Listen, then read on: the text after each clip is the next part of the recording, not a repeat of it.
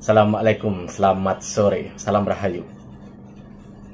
Masih bergulir soal tesis nasab. Gak tahu sampai kapan berhentinya. Mungkin berhenti setelah pemerintah atau bahkan ormas paling besar PBNU, Nahdlatul Ulama itu turun tangan. Sampai sekarang tetap bergulir. Tapi karena pencetusnya ini orang-orang moderat, tetap adem.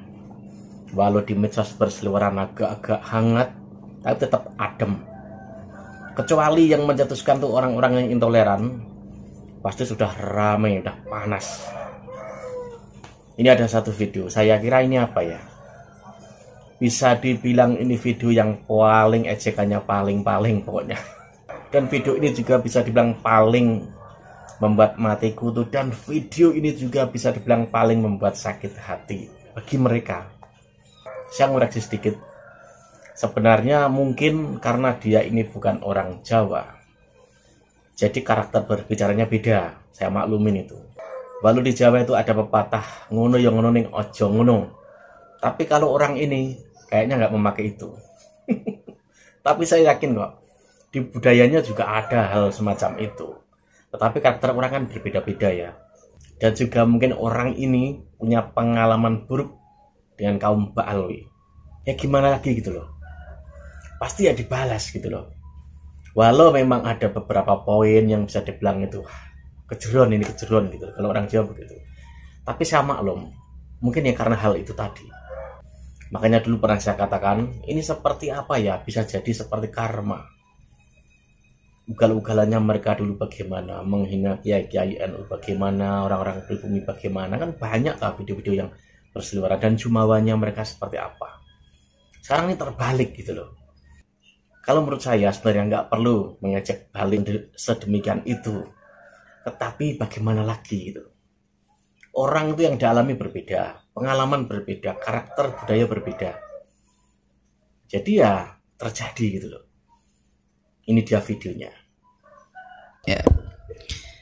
Apa yang saya sampaikan ini berdasarkan sebuah penelitian yang berbuah suatu bentuk prosa yang dibacakan bagai bacaan Maulid Nabi. Untuk arti apa? Supaya orang-orang awam mengetahui bahwa kepalsuan nasab Bani Ba'alwi ini sudah sampai pada puncak Sidratul Muntaha. Ya kan? Karena kalau belum sampai pada Sidratul Muntaha, maka sama sekali tidak bisa dipertanggungjawabkan kebenarannya.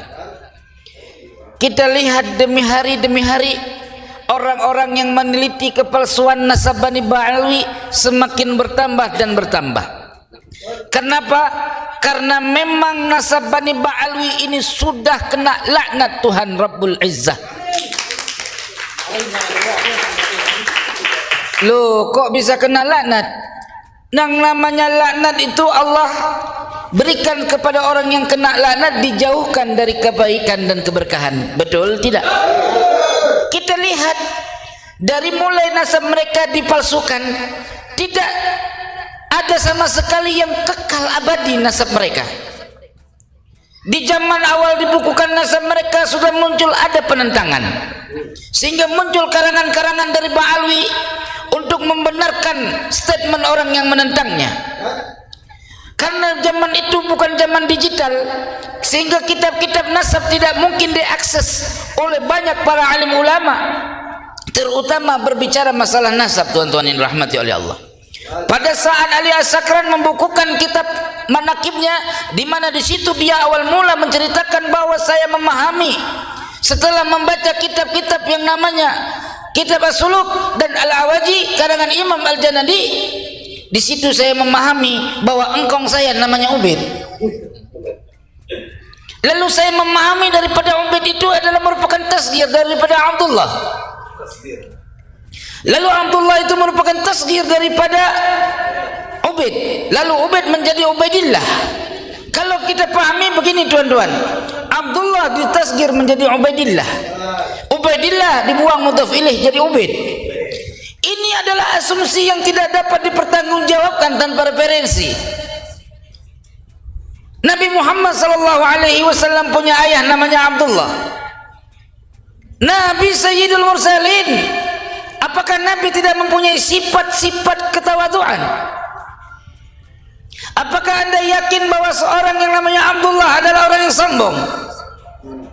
Bukankah ayah Nabi, engkong Nabi, sampai ke atasnya adalah tercipta daripada sulbi yang bersih, yang suci, sehingga lahirlah baginda Sayyidul Anam Muhammad sallallahu alaihi wasallam.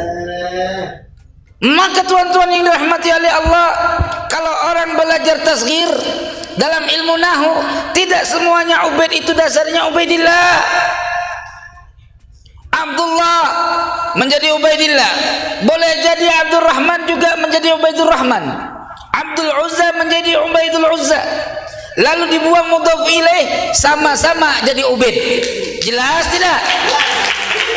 Terus siapa sebenarnya Ubaid? Kok bisa dia menjadi Ubaidillah? Apa dalilnya? Ketika kita tanyakan kepada mereka, sejak kapan Abdullah berubah namanya menjadi Ubaid? Mana datanya? Adakah Abdullah mengarang satu kitab menerangkan bahwa dia sudah mentasghir namanya menjadi Ubaidillah? Mana datanya? Inilah ciri nasab palsu. Kalau kita pahami digelar Abdul Ubaidillah, ya, Ubaidillah digelar sebagai Al-Imam. Jelas tidak? Imam yang mujtahid. Masa imam mujtahid tidak ada kitab karangannya?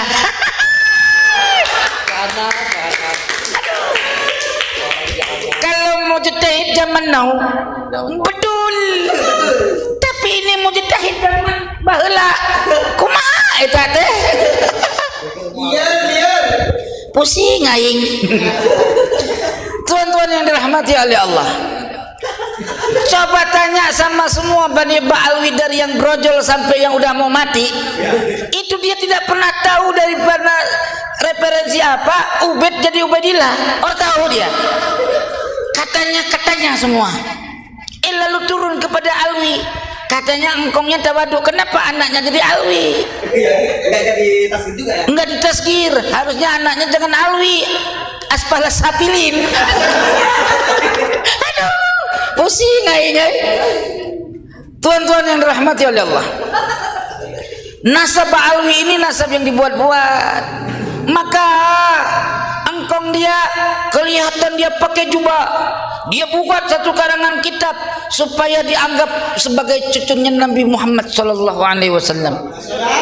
Hari ini aku juga bisa, siapa yang juga bisa jadi cucu Nabi modal sorban, ama jubah, ceramah kemana-mana, ambil pena, kutip kitab-kitab orang, jadikan satu kitab, Anda akan dianggap Habib. Apalagi punya murid yang banyak-banyak, maka murid-murid itu yang menjadi da'inya untuk menyebar kepalsuan nasab Alwi. Di masa-masa itu penyebarannya sangat dahsyat, tuan-tuan. Inilah hadis dari sindiran baginda Nabi Muhammad sallallahu alaihi wasallam. Apa kata baginda Nabi? Nanti di akhir zaman akan muncul fitnah sarra. Apa fitnah sarra? Di mana fitnah sarra itu terjadi seorang laki-laki. Emang siapa seorang laki-laki itu? Bukan. Ubaid nggak salah. Ubaid kan orang yang comot-comotin. Yang salah Ali. Yang mencangkok. Nah, seorang laki-laki itu yang mengaku-ngaku keturunanku, padahal dia bukan keturunanku. Kenapa? Karena orang yang wali Allah adalah orang muttaqun. Artinya keturunan Nabi yaitu wali-wali Allah. Berjalan waktu, Allah pelihara nasab mereka sebagai ciri akhir zaman. Buktinya tuan-tuan yang dirahmati oleh Allah, mulai tahun 1995 otak mereka sudah pada error. Terus dari tahun bertahun anak cucu mereka semakin bahlul. Iya, non mati ketemu bah nggak tahu macam mana jadi keturunan cucu Nabi. Baca Quran udah jadi imam paling besar di alam dunia, iya kan?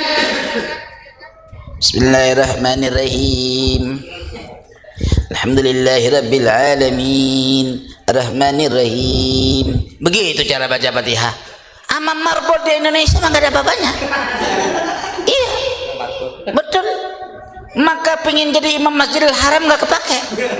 Kalau bacaan Fatihah gitu, coba teman-teman, saya mungkin nggak pasti amat, tapi boleh dengar bacaan Fatihah saya. Kira-kira bagusan mana? Bismillahirrahmanirrahim. Alhamdulillahi Rabbil Alamin. Ar-Rahmanir-Rahim.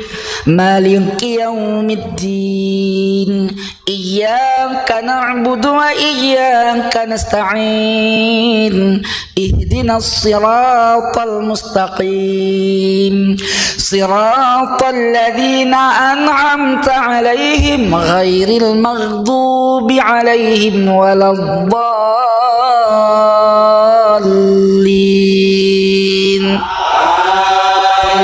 Kalau seleksi di Masjidil Haram masih ada nomor. Walaupun nggak kepilih, iya, tapi masih ada nomor. Iya nggak? Tuan-tuan yang dirahmati oleh Allah, saking bahlulnya mereka nganggul-nganggul engkong mereka.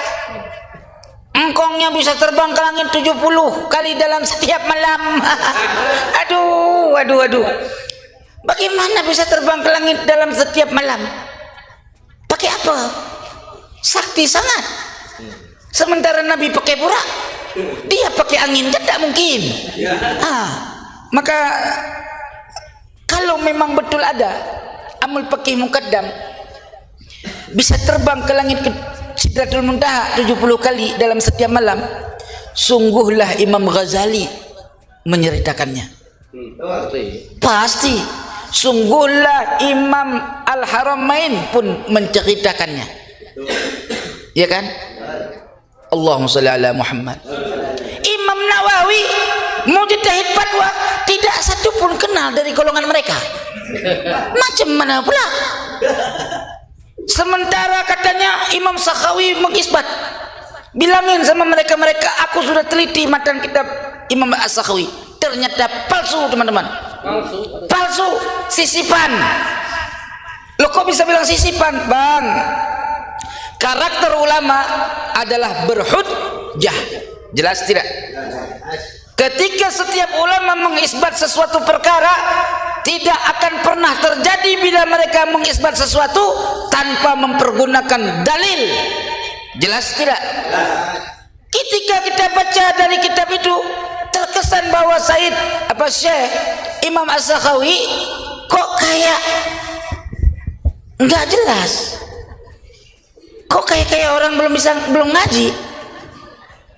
Masa kalah sama kita yang lahir kemudian hari? Padahal dia tahu ibarat tuhfah. Syarat fatwa sesuatu harus menukil dari mana dia berfatwa. Imam Ibnu Hajar juga mengatakan di dalam kitab tuhfahnya, Sayyid Abu Bakar Satta mengatakan metodologi fatwa di dalam kitab I'anatul Talibin dinukil oleh Tuan Syekh Hasim Asy'ari. Artinya kalaupun memang itu karya Imam As-Sakhawi, kita berbaik sangka itu karya Imam As-Sakhawi, maka perkataannya, matanya adalah ghalat, keliru. Kenapa? Karena tidak dihadirkan maraji. Kenapa teman-teman kita pusing? Bagaimana Imam Sakhawi mengambil sanad sampai di abad 9 tok? Dari situ lagi puter-puter nggak nyampe-nyampe. Kalau keliling lapangan di situ aja. Kita mau pergi ke Bogor, jalannya di situ aja, nyampe nggak ke Bogor? Kagak nyampe.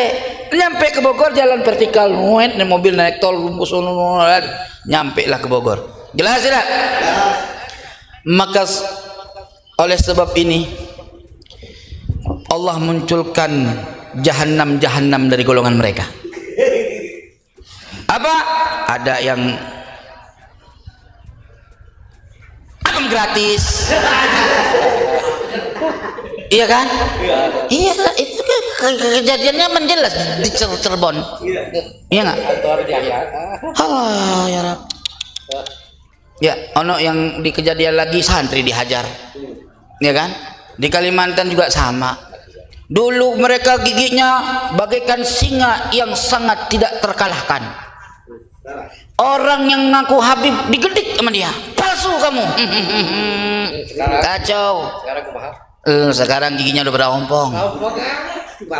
Oh, dulu bilang Menteri Agama sesat, iya kan? Kamu 30, kami 30, kamu akan 47, kami akan 47. Rungkat. Aduh, sakit kepala luar dan dalam. Maka karena Allah tahu bangsa Indonesia ini tidak memiliki keberanian, ya, Allah pilih Banten yang mempunyai sejarah berani. Satu dicabut oleh Allah untuk membongkar rahasia palsu nasab Pak Alwi hingga gempar dunia sampai Irak. Lalu Irak menanggapinya dengan mengeluarkan fatwa. Kata ulama Irak begini, kasihan amat itu orang Banten atu, ditentang di negerinya, di mana mereka selalu bawa-bawa ahli nasab internasional, ahli nasab internasional. Gua keluarin fatwa deh, kata beliau. Dikeluarin fatwa oleh cucunya ahli nasab daripada pengarang kitab Bahrul Ansab, ya, di Irak. Beliau keluarkan 22 halaman dengan judul As-Suyuf. Buka kitabnya, jelas dikatakan batil nasabnya. Masa nasab orang punya data, giliran nasab dia mentok sampai di situ-situ aja. Ya Allah, nih bang, kalau kita kawin sama perawan, ya, perawannya mentok, boleh dicerai, bayar lagi mas kawinnya. Orang ada lubangnya kalau kata anunya. Iya, lah kita mah terus terang aja bahasa kampung bang, bukan bahasa orang kota. Apa adanya kita mah. Itu ada di kitab, ketutup sama tulang. Iya. Ini nasab kok bisa ketutup sama tulang, kapan melendungnya? Lah orang bisa. Betul betul. Lah iya.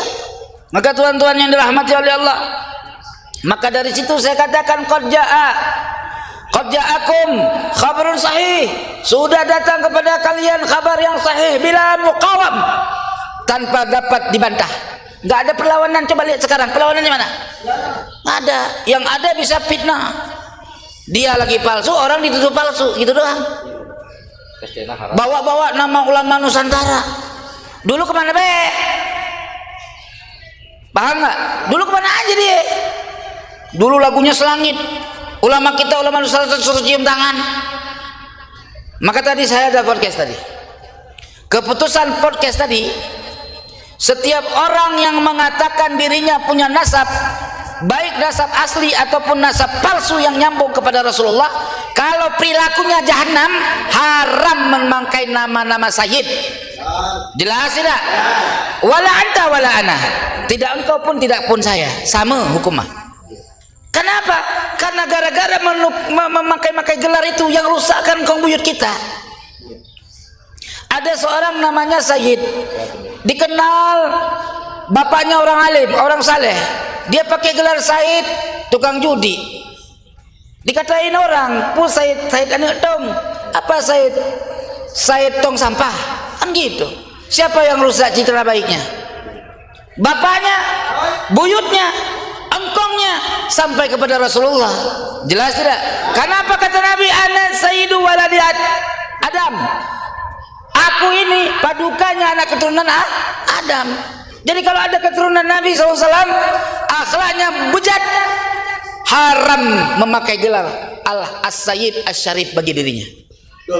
Jelas tidak? Ini makul. Apalagi palsu. Udah palsu, ngaku Said, nganuin orang. Ya, tadi kita kalau udah begini-begini nih ini ya, mau dipersekusi kita. Bang, jadi orang mah, ini aneh kasih tahu sama mukibin kabib. Yang gentleman mah jadi orang.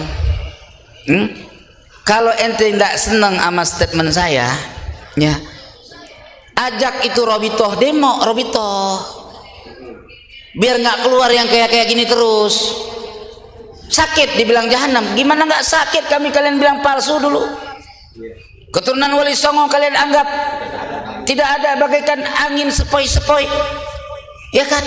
Sekarang keturunan Wali Songo bangkit, bahkan daripada gurunya bangkit. Sekarang giliran udah bangkit, gigi kalian udah pada rontok. Hah? Mana?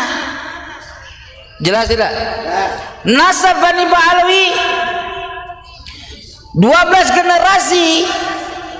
Kalau tidak ada dari 12 generasi setelah Rasulullah, tidak tercatat namanya sebagai jalur daripada Sadatul Ashraf, wajib palsunya. Jelas tidak? Siapa yang mengakui nasab Ba'alawi itu nasab sahih tanpa bisa menghadirkan bukti kebenaran nasab Ba'alawi dengan kitab yang ada pada generasi 12 generasi setelah Rasul, maka hukumnya haram membela nasab palsu cilaka 15. Saudaraku yang dirahmati oleh Allah, enggak pandang bulu, enggak pandang bulu. Walau janggutnya panjang sampai Masjidil Haram, tetap masuk neraka. Saya kasih tahu, Jahannam. Loh iya, nggak boleh kita mengaku kebenaran diganti dengan kebatilan, atau kebatilan dibalik menjadi benar. Wa qul ja'al haqq wa zaqal batil innal batila kana zahuqa. Bukan zahuqa, bukan wagala. Wagala Rasulullah, wagala qala, bukan gola. Tambah golah. Golah itu kalau lihatnya galah, tempat anuin barang galah. Saudara yang dirahmati oleh Allah, ada yang menyatakan dari mereka bahwa nasab kami sudah syuhrah wal istifadah. Batal syuhrah wal istifadah. Nasab kalian batal syuhrah wal istifadah. Kenapa batal? Karena Ubaidillah tidak pernah syuhrah wal istifadah. Karena engkong buyut kalian tidak pernah syuhrah wal istifadah, maka istifadahnya kalian hari ini batil. Jelas tidak? Buktikan siapa yang kenal Ubaidillah sebagai anak Ahmad bin Isa. Keder kita bang, keder. Bagaimana bisa orang yang nggak diaku oleh bapaknya jadi masuk dalam golongan bapaknya? Kan lucu?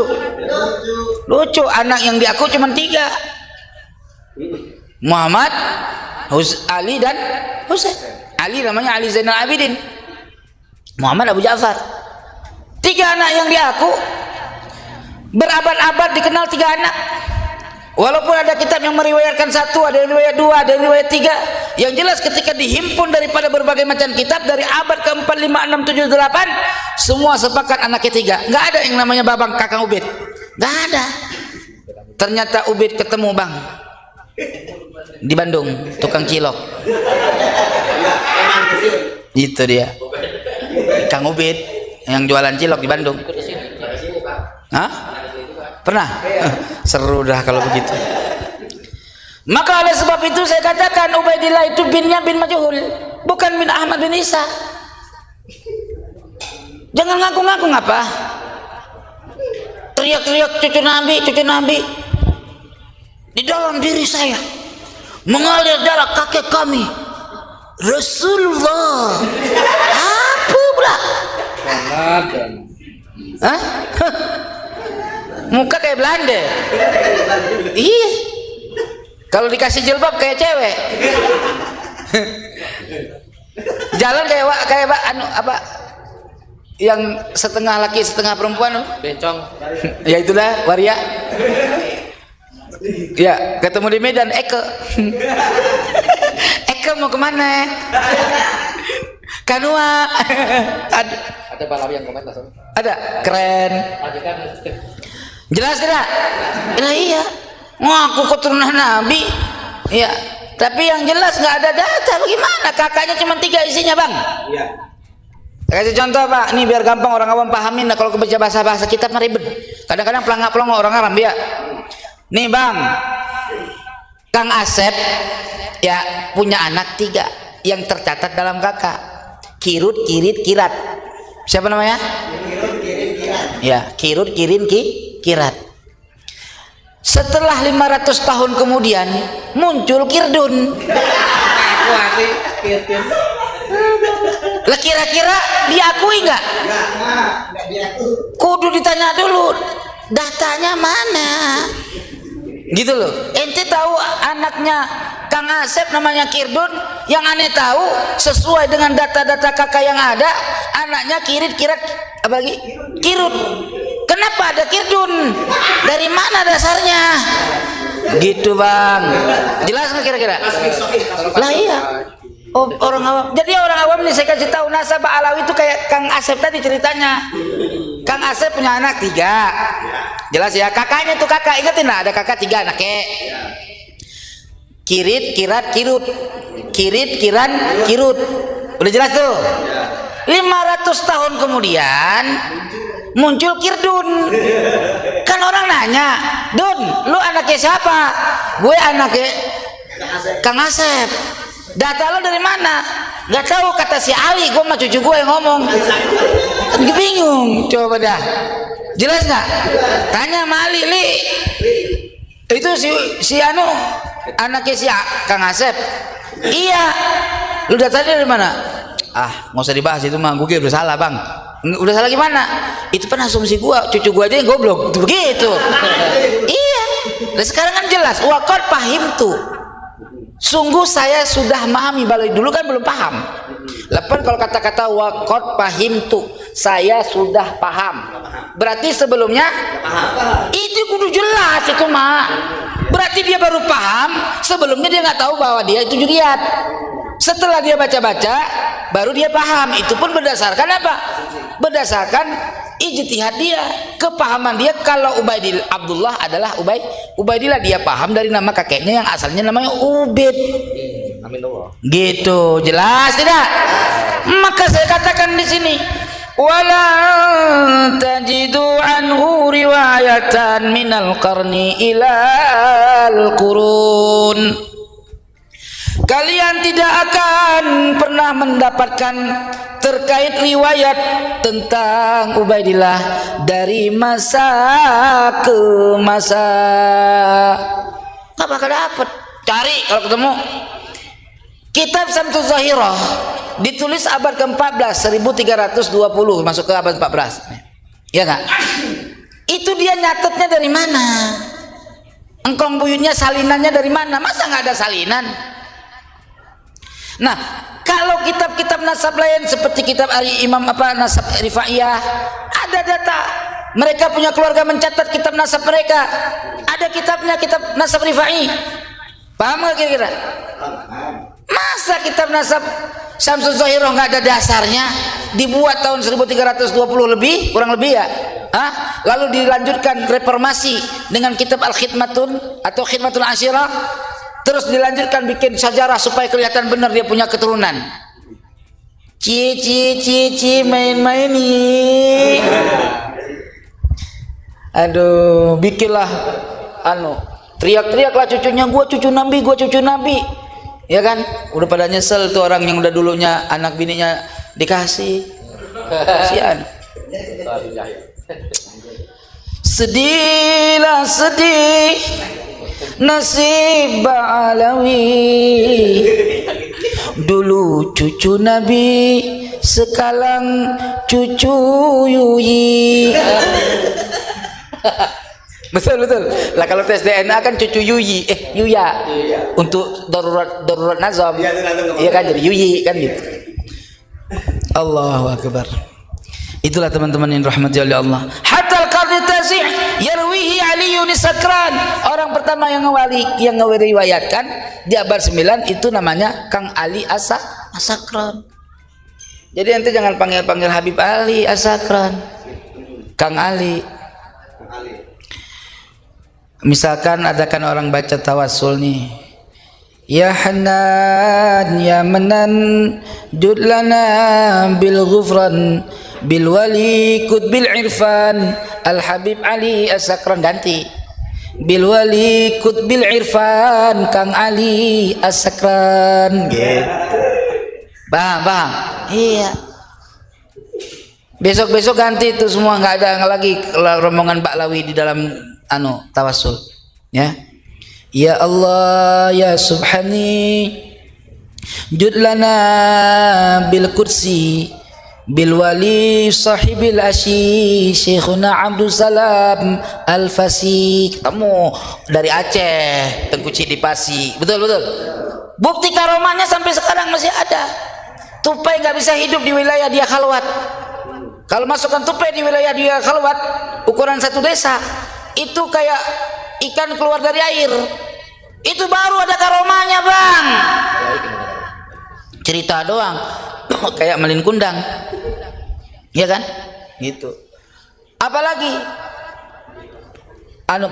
pematang sawah, tempat jalan orang galengan ya. Dulu waktu Syekhuna Abdul Salam Al-Fasi atau Tengku Cik di Fasi, jasadnya dibawa untuk dimakamkan. Jelas ya? Oleh pemilik sawah itu nggak boleh lewat dari galengannya, karena dia nggak suka sama wali itu. Dilarang, jangan lewat harta tanah saya. Galengan, kalau lewat dari situ cepat nyampenya. Kalau lurus lagi muter jauh. Jadi supaya cepat lewat galengan, ya kan? Dilarang, orang boleh. Ya namanya orang dulu ya udah nggak boleh pergi, ya kan? Lewatin tempat lain. Apa jadinya? Pematang sawah tadi apa tadi? Galengan sawah tadi sampai sekarang lembek. Sampai sekarang bukti, pergi sono, dipasang, dibagusin, bagus, jatuh. Jadi nggak keker.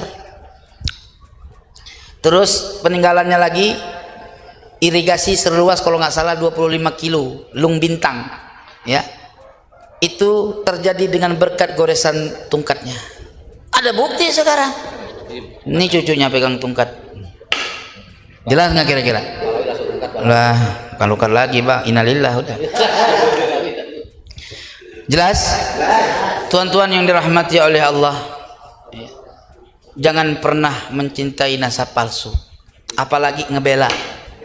Ya. Saya sangat berharap kita bersatu keliling ke desa mana ada kiai mana yang ngakuin Mbak Alwi, kita samperin, kita silaturahmi, kita berikan penerangan, kita berikan kitab, coba suruh baca, kita jelaskan supaya dia dapat kefahaman. Bukan kita perangin, tetapi kita harus memberikan informasi kemanapun, ya, supaya terungkap kepalsuan nasab Bani Ba'alawi ini, ya. Kalau tidak, kita nanti akan dituntut oleh baginda Nabi Muhammad.